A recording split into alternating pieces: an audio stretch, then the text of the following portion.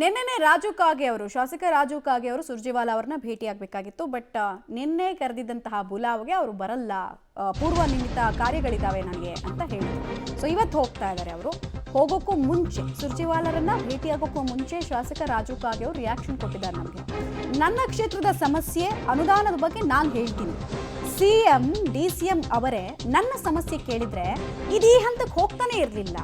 ಸಚಿವರು ಶಾಸಕರು ಕೆಲಸ ಮಾಡ್ತಾ ಇಲ್ಲ, ಪರಿಹಾರ ಆಗೋ ತನಕ ನಾನು ಈ ರೀತಿ ಮಾತಾಡ್ತೀನಿ ಅನ್ನೋ ದಾಟಿಯಲ್ಲಿ ಹೇಳಿದ್ದಾರೆ. ಆಮೇಲೆ ಪರಿಹಾರ ಸಿಗೋ ಭರವಸೆ ಇದೆ ಅಂತ ಕೂಡ ಹೇಳಿದ್ದಾರೆ.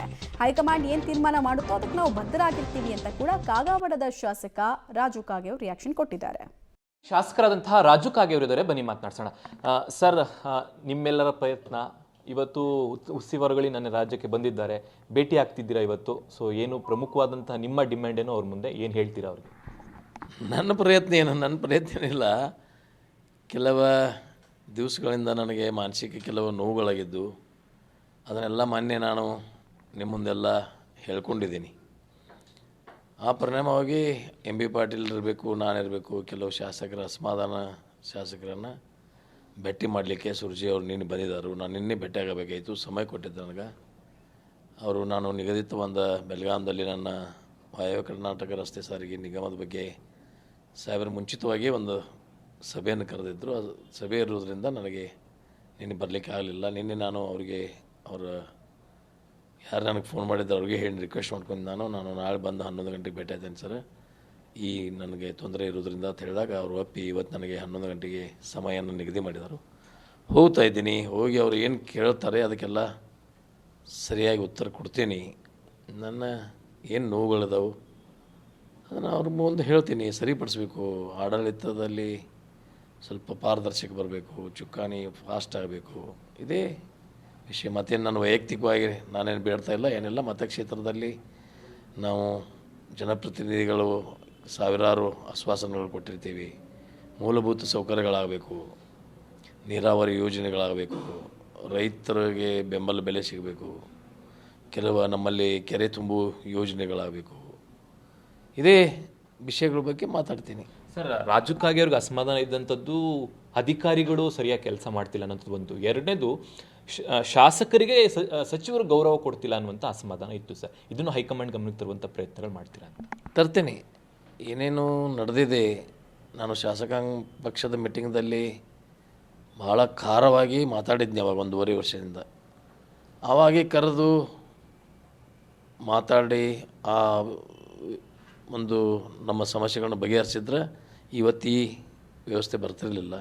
ನಮ್ಮ ಮತಕ್ಷೇತ್ರದಲ್ಲಿ ನಮ್ಮ ಜಿಲ್ಲೆಯಲ್ಲಿ ಬೇರೆ ಜಿಲ್ಲೆಯವರು ಹಸ್ತಕ್ಷೇಪ ಮಾಡೋರು. ನಾವು ಯಾರಾದರೂ ಈ ಉಡುಪಿ, ಮಂಗಳೂರು, ಹಾಸನ, ಮಂಡ್ಯ ಕಡೆ ನಾವೇನಾದರೂ ಕೈ ಮಾಡಿದ್ದೀವ, ಅಲ್ಲಿ ಅಧಿಕಾರಿಗಳನ್ನ ವರ್ಗಾವಣೆ ಮಾಡಲಿಕ್ಕೆ ಲೆಟರ್ ಕೊಟ್ಟಿದ್ದೀವಿ. ನಮಗೆ ಯಾರು ಬೇಕು, ನಮ್ಮಲ್ಲಿ ತಹಶೀಲ್ದಾರ್ ಯಾರು ಬೇಕು, ಸಿ ಯಾರು ಬೇಕು, ಡಿ ಸಿ ಅವ್ರು ಯಾರು ಬೇಕು, ನಾವು ಹೇಳಿದ ಕೆಲಸಗಳು. ಯಾಕಂದ್ರೆ ನಮಗೂ ಜನರು ಒತ್ತಡ ಇರ್ತೈತಿ.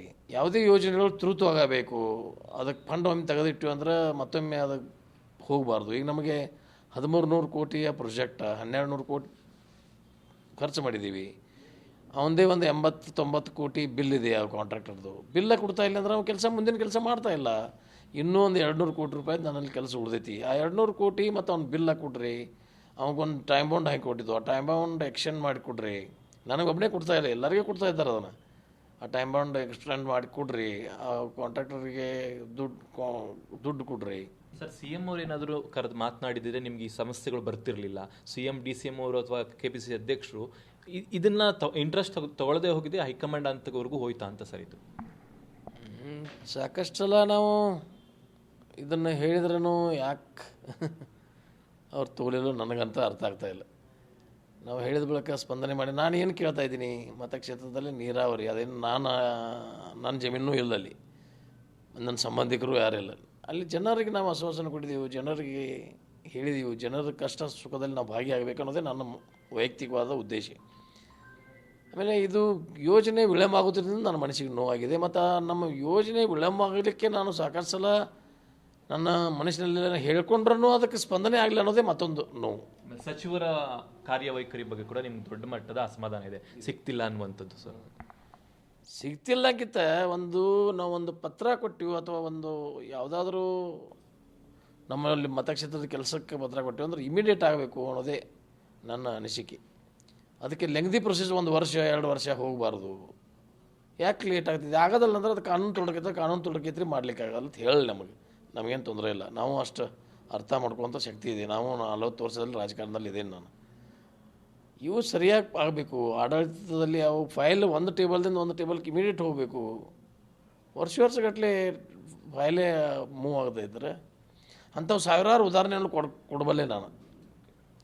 ಅದೆಲ್ಲ ಕೊಡಲಿಕ್ಕೆ ಆಗೋದಲ್ಲ. ಸರ್ ಇನ್ನೊಂದು ಕೊನೆಯದಾಗಿ ಸರ್, ನಾಯಕತ್ವ ಬದಲಾವಣೆ ವಿಚಾರಗಳು ದೊಡ್ಡ ಮಟ್ಟದಲ್ಲಿ ಚರ್ಚೆ ಆಗ್ತಿದೆ. ಅದೇನಾದರೂ ಹೈಕಮಾಂಡ್ಗೆ ನೀವು ತರುವಂಥದ್ದು ನಿಮ್ಮ ಅಭಿಪ್ರಾಯ ಅನಿಸಿಕೆಗಳನ್ನು? ನಾನು ಇನ್ನೂ ಆ ಮಟ್ಟಿನಲ್ಲಿ ಬೆಳೆದಿಲ್ಲ. ನಾನು ಅಷ್ಟು ದೊಡ್ಡ ವ್ಯಕ್ತಿ ಅಲ್ಲ. ನಾಯಕರನ್ನು ಬದಲಾವಣೆ ಮಾಡುವಂಥ ವಿಷಯಕ್ಕೆ ನಾನು ಹೋಗೋದಿಲ್ಲ. ಯಾರೇ ಏನೇ ಡಿಸಿಷನ್ ನಮ್ಮ ಹೈಕಮಾಂಡ್ ಅವರು ತೊಗೊಂಡ್ರೆ ಅದಕ್ಕೆ ನಾನು ಬದ್ಧನಾಗಿದ್ದೀನಿ. ಕೊನೆಯ ಪ್ರಶ್ನೆ ಸರ್, ಈಗ ಸುರ್ಜೇವಾಲಾ ಅವರು ಬಂದಿದ್ದಾರೆ, ನಿಮ್ಮ ಬೇಡಿಕೆಗಳನ್ನು ಅವ್ರ ಹತ್ರ ಹೇಳ್ಕೊತೀರಾ. ಆ ಬೇಡಿಕೆಗಳು ಅಥವಾ ನಿಮ್ಮ ಅಹವಾಲುಗಳು ಇತ್ಯರ್ಥ ಆಗುತ್ತೆ ಈಗಲಾದರೂ? ರಾಜು ಕಾಗೆ ಅವ್ರ ಮನಸ್ಸಿಗೆ ತೃಪ್ತಿ ಸಿಗುವಂಥ ಉತ್ತರಗಳು ಸಿಗುತ್ತೆ ಅಂತ ಅನಿಸುತ್ತಾ? ನಾನು ಮೊದಲನೇ ಬಾರಿಗೆ ಅವ್ರು ಭೇಟಿ ಆಗ್ತಾ ಇದ್ದೀನಿ. ನಿರೀಕ್ಷೆ ಇಟ್ಕೊಂಡಿರ್ತೀವಿ, ಆಸೆ ಇದೆ, ಆಗ್ಬೋದು ತಡಿ, ಕಾದು ನೋಡೋಣ. Okay, thank you. ಇದಿಷ್ಟು ರಾಜು ಕಾಗೆ ಅವರ ಮಾತು. ಕ್ಯಾಮರಾಮನ್ ಗಣೇಶ್ ಜೊತೆ ಶ್ರೀನಿವಾಸರಾವ್, ಪಬ್ಲಿಕ್ ಟಿವಿ, ಬೆಂಗಳೂರು.